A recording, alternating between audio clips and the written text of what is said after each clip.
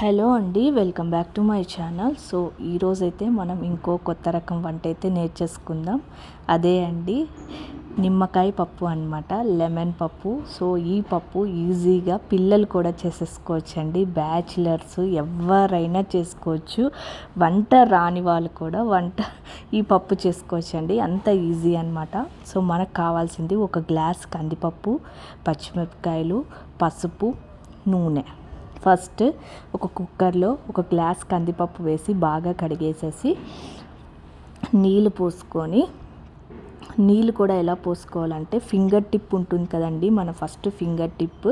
So అది కొద్దిగా మునగాలన్నమాట. అది కొలత కూడా చూసుకోండి. కొంతమందికి తెలియదు కదా, ఎక్కువ వేసేస్తారు, తక్కువ వేసేస్తారు. అలా కాకుండా ఇలా పెట్టుకోండి, ఓకేనా. ఒక గ్లాస్కి మన ఫింగర్ టిప్ ఉంటుంది కదా, ఫస్ట్ ఫింగర్ టిప్, అది కొద్దిగా మునిగితే చాలండి.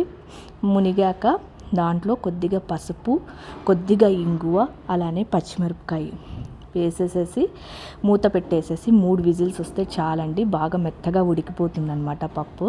తర్వాత తీసి కొద్దిగా ఉప్పు వేసేసేసి మనం తడకా వేసుకోవాలండి. ఆవాలు, జీలకర్ర, శనగపప్పు, మినప్పప్పు, కొద్దిగా లైట్గా ఇంగువ వేసేసేసి అందులో కలిపేయాలండి. ఎప్పుడు కూడా వేడి మీద నిమ్మకాయ పిండకూడదు అనమాట.